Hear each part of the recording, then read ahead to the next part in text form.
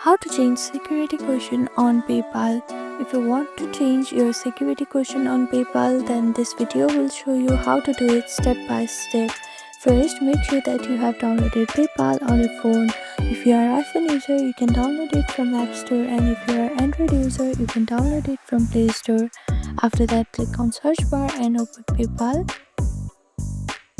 Now make sure to log into your account. After you log into your account, you can see this human icon on the top right corner. Click on it. These are the settings option, and here scroll down and find security question section. After that, click on update or edit next to security question.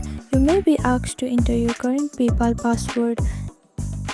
Now choose new security question from the drop down menu and enter your answer. After that, simply click on save to confirm your changes.